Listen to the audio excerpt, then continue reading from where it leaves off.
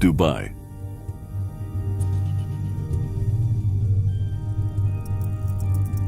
A city of glittering skyscrapers, luxury, and unimaginable wealth.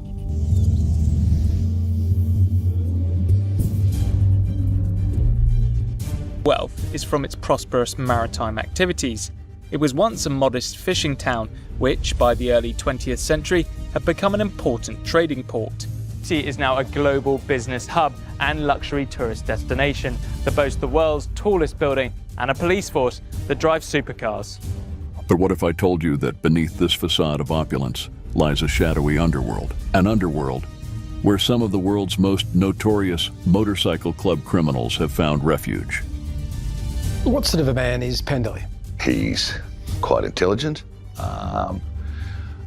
very low profile, doesn't like the limelight, but a person who has made a lot of money, allegedly through drug trafficking. Welcome to the hidden side of Dubai, where the sun-drenched streets hide secrets darker than you can imagine. Public enemy number one sorts of criminals are able to operate there with a high degree of impunity in a way that you don't see anywhere else in the world. These aren't your average criminals. We're talking about the Hells Angels, the Bandidos, the Outlaws, names whispered in fear and awe. The Angels have representation virtually everywhere in the world. They have supply routes, they have suppliers, they have ready-made networks. How did these notorious MCs, known for their brutal reputation and global reach, find a sanctuary in the heart of the Persian Gulf?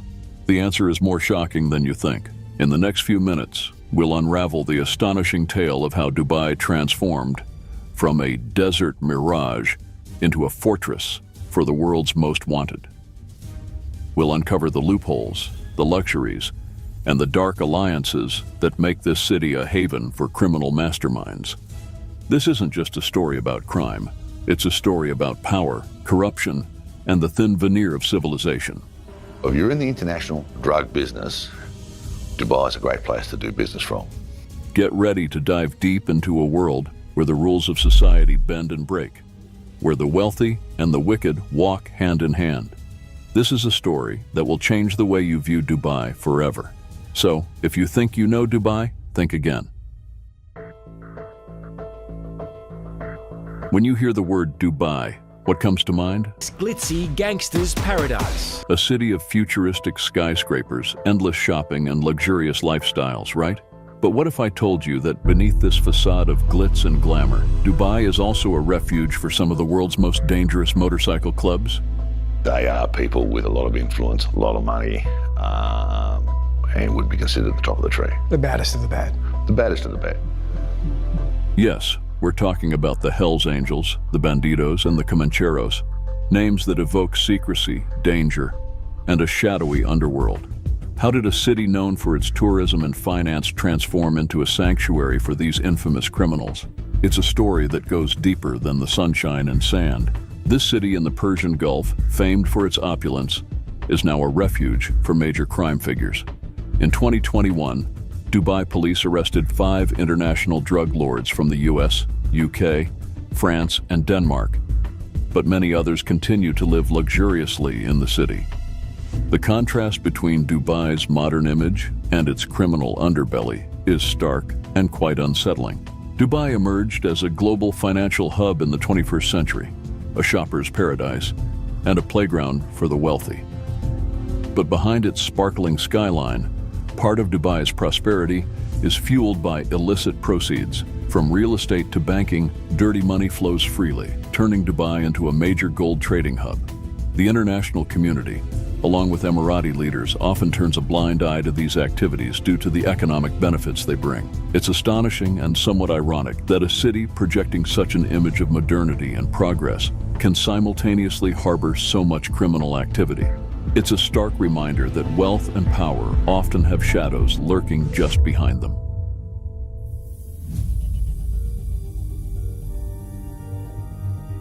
So why do criminals flock to Dubai? Why is real estate, these luxurious villas, these seaside apartments, such a good place to move or launder dirty drug-tainted funds. If you're going to engage in a great deal of money laundering for criminal activity or otherwise, you're going to need a robust real estate market.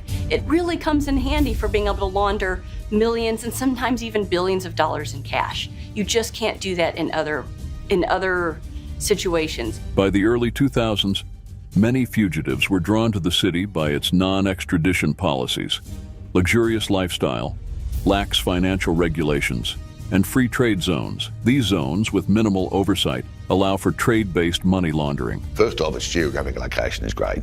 Hop's given a jump into Europe, not far to Southeast Asia, so it's about midway. Criminals use methods like over and under invoicing, multiple invoicing, and falsifying trade documentation to clean their money. It's almost as if the city was tailor-made for these modern-day pirates. So under the right conditions, you can live very freely, presumably with the knowledge of those in charge of the country, and be able to operate your banking, your money laundering, park your yacht there, park your aircraft there, buy a palatial mansion, put your kids in school, all of those sorts of activities that you couldn't get away with anywhere else in the world.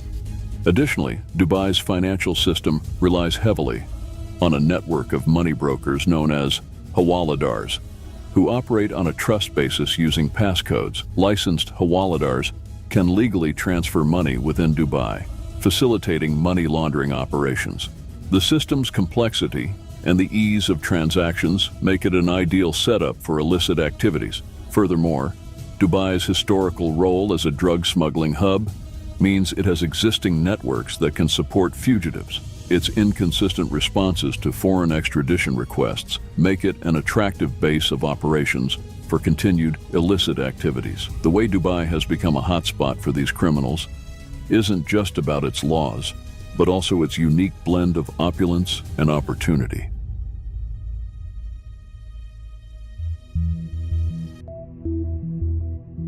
Now let's talk about the Australian connection. It might sound like a strange thing to say, but the crime capital of Australia is currently Dubai. Among the many outlaw motorcycle clubs that have found a home in Dubai, the Hells Angels stand out. This infamous brotherhood, known for its brutal reputation, has extended its reach across continents, and Dubai is no exception. They think by moving offshore, they're out of reach of federal authorities. Leading the charge from down under is Angelo Pandelli, a name that strikes fear into even the toughest criminals. What sort of a man is Pandelli? He's quite intelligent, very low profile, doesn't like the limelight,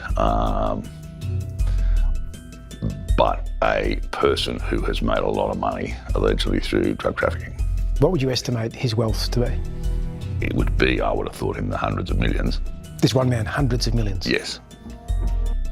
If you haven't watched our video on Angelo Pandelli yet, please go and check it out on our channel. Pandelli, the kingpin of Australia's underworld, made Dubai his base of operations. Yeah. He would travel regularly, first or business class. He'd eat at the best restaurants. I think he'd be living a very comfortable life. His empire, built on drug trafficking, spans continents and rakes in hundreds of millions. Angelo's biggest asset, by far, is his connection with the Hells Angels. Pandelli and his cohorts have turned Dubai into a hub for their illicit trade. From their luxurious villas, they orchestrate a vast criminal enterprise, flooding Australia's streets with drugs. Despite authorities' efforts to unravel this web of deceit, Dubai remains the epicenter of the Australian underworld. If you're going to be bringing drugs into Australia, you need people who can receive it, store it, and distribute it for you. A person like Mr. Pandelli could do business, illicit business, virtually anywhere in the world.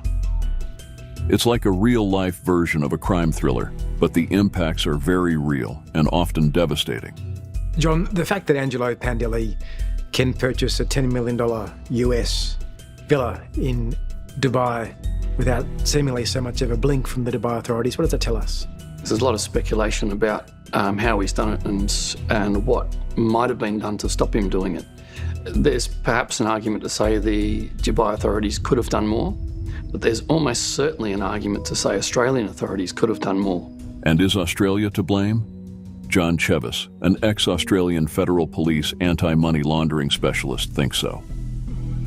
For money to have been generated in Australia from crime to then be moved out of Australia across our borders into another country is a process of multiple steps. And there are possible points where law enforcement in various parts of the world could have done more to stop that happening. Dubai's transformation into a criminal haven isn't a coincidence. It's a calculated move. Dubai, it seems, has been the perfect place to do dirty business. The city's strategic location offers unparalleled access to global markets. Secondly, if you want to be moving in the circles with international drug suppliers, it's a place to go because a lot of the European people are already there. Close to Europe and Southeast Asia's lucrative drug markets, Dubai is a perfect nexus for criminal activity. The city's position makes it a crucial point for trafficking routes and operations. But it's not just geography. Thirdly, there is no tax in Dubai, so therefore a lot of the mechanisms that we would have here in Australia to track the illicit movement of funds, such as tax file numbers, AUSTRAC, don't exist over there. Dubai's lax financial regulations and absence of a comprehensive tax system make it ideal for money laundering. Sounds like a gangster's paradise. Basically, yes. Without stringent safeguards, transferring and hiding funds becomes a routine task for those skilled in financial deception. These tax regulations create an environment where financial crimes can flourish almost unchecked. Moreover, Dubai's reluctance to extradite criminals turns it into a fortress against law enforcement. It's no wonder criminals find it irresistible.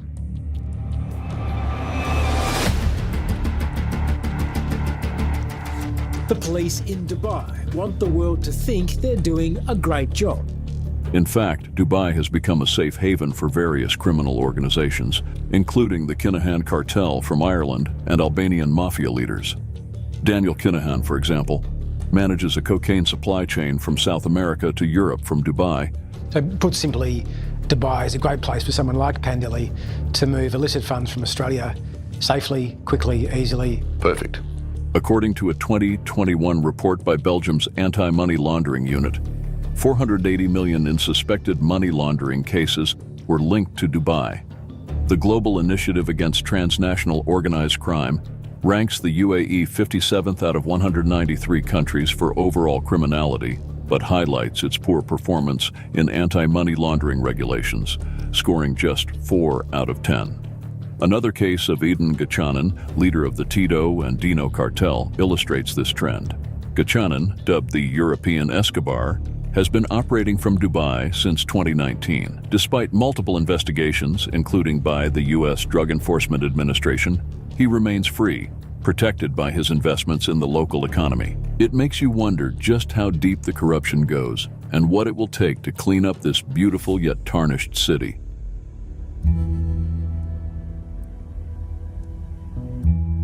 Dubai is now at a crossroads. The international community is intensifying efforts to dismantle the OMC networks, with countries like the United States and European nations increasing cooperation.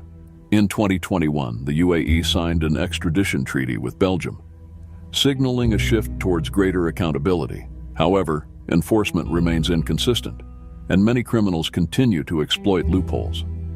How significant is this major leak of property data exposing all these gangsters, criminals, the corrupt living in Dubai? It really highlights the role that the UAE plays as this sort of pirate entrepot of the world, a place where any sort of businessman, good, bad, corrupt, full-out criminal, where they can operate with impunity and keep their businesses going. It's a classic battle of good versus evil, but in this case, the stakes are astronomical. Dubai's challenge is to balance its allure as a business hub with the need to crack down on criminal elements. One of the questions is how much the economy relies on this, and it may be that the criminal activity props up a lot of what keeps the UAE the bright, shiny city that the UAE is. Recent efforts to tighten regulations and increase transparency are steps in the right direction. Yet the resilience and adaptability of criminal organizations mean they might simply shift their operations elsewhere if the pressure becomes too great. If the Dubai authorities do react to this large data leak by booting out some of these crooks, cracking down on them, what's going to happen to the problem? Look, ultimately, they just might move to another jurisdiction where they can do the same thing. The future of Dubai as a legitimate global hub is on the line, and it's going to be fascinating to see how this plays out. As authorities worldwide ramp up their efforts, the question remains whether Dubai can shed its image as a criminal haven and reclaim its reputation as a legitimate global financial center. The game of cat and mouse continues, with billions of dollars and Dubai's future hanging in the balance. So are outlawed motorcycle clubs the only criminal networks exploiting Dubai's legal loopholes? Or is this merely the tip of the iceberg, hinting at a much larger and more sinister network operating in the shadows? The answer may be closer than we think. And as international pressure mounts, Dubai's role in the global crime landscape will undoubtedly continue to evolve. This story really makes you think about the complexities of global crime and how interconnected our world has become. It's hard to believe. They say they're cleaning up, but all of these individuals have been able to live very, very openly in the UAE. It's easy to demonize these criminals, but the real challenge is addressing the systemic issues that allow such activities to flourish. It's also been a place that has allowed individuals who are criminals to be able to openly buy real estate there in a way that would be much harder to do anywhere else. If you found this video fascinating, make sure to like, share, and subscribe to Biker Chronicles for more eye-opening stories. Until next time, stay curious.